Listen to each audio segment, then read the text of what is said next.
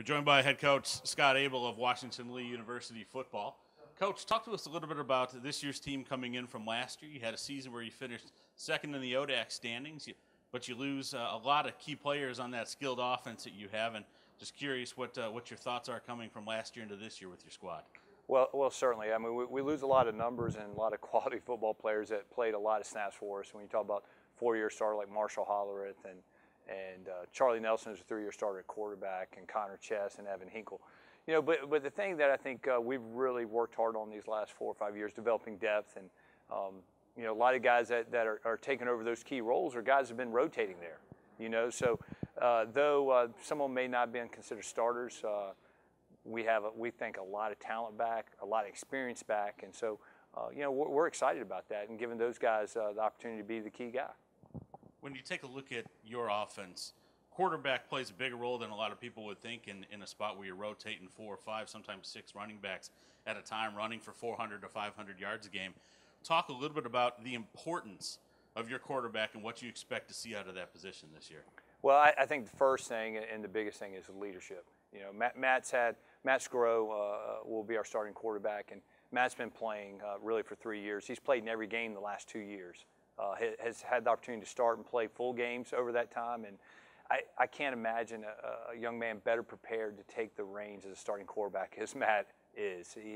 He's a very talented guy, and he's a great leader, but still now being the every down guy, the every down leader, comes with some expectations and comes with a little bit more stress than being the guy that, you know, coach is going to put me in for a series or two. So, you know, I want to see Matt really become that every down, everyday leader for our program, help him really develop those other guys around him and make them better. And that's what we expect of Matt. You know, Matt has proven he can make great decisions. He can run our offense. He runs it very effectively. Now, with every quarterback change, I think your offense takes a different personality, you know. And I think that's the question for us this year is, you know, what subtle differences will we see inside this offense once, you know, we really see what Matt can do every down, every snap. One of the constants for your offense is the cooperation between your running game and your offensive line. Talk a little bit about what you see about the runners of the football this year, but also that offensive line that has been so good during your tenure. Yeah, well, you know, first up front offensively, you know, we graduated 2 guys, but we return a great deal of talent. And a lot of guys who've played and started, and we're real excited, to be honest. I mean, we think we have a shot to be extremely good up front.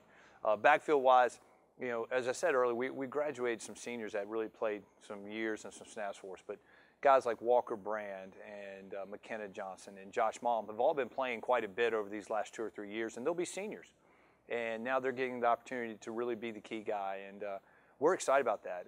I think backfield-wise, we're probably going to be as fast as we've been since I've been there. And that's where you'll see, you know, what shape our offense will take compared to some of the years in the past. You know, Marshall and Evan were really true downhill guys, and we're going to move Walker Brand back to the feature back, our O-back position where he plays as a sophomore. And, you know, Walker's, you know, he's a quicker kid, a little different style runner than Marshall and Evan. And, you know, I'm excited about that, the element of speed and quickness that we're bringing on the field. And those guys that will be battling for playing time with our seniors, you know, Colin Sherman, you know, Jimmy Johnson, you know, guys that played some last year, all, you know, are extremely quick kids. And, yeah, so we're excited about what we bring to the plate there.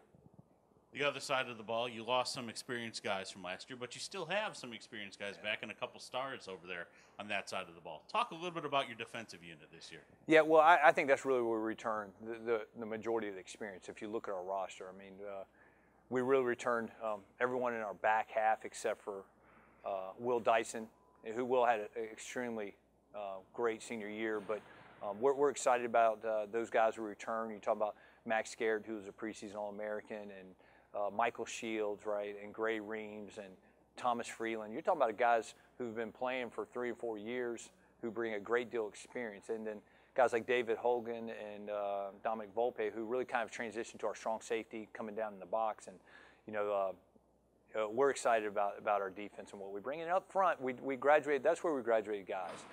You know, but, you know, we will miss those guys and their motor and their energy. There's no doubt. But I think we're finally to a point where I feel like we can match up front size-wise. Now we'll see if those guys can handle the pressure of game day. We've been recruiting some bigger guys that we think can really play down there, and they got their feet wet last year. We played a lot of guys down on the front, defensive front, and we're going to find out if they're really ready to be that every down player. And but we're excited about defense, and I think the steps that we can take there. And then we'll finish up here with taking a look at the league. A little bit different look this year. No Catholic, as they've moved on to the new MAC for this season and future seasons for them. But then in next year, the ODAC's right back to 8 with Ferrum coming in. Talk a little bit about the changes in the league that you're seeing and what you see for the league this year. Well, first, this year, I mean, it's probably as balanced a league as I can remember. I mean, really, from top to bottom. When, as you sit there and look at your computer and you're trying to preseason rank the teams, it was probably as difficult this year as I think it's been in my time, because I really see it as a year where, any one of the 7 teams could win the league.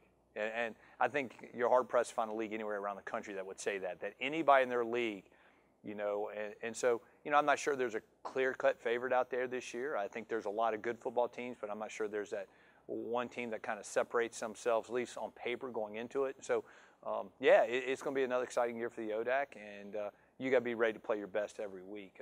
For the future, yeah, I couldn't be more excited about Ferrum coming in. I think it's a great fit for our league, especially football-wise.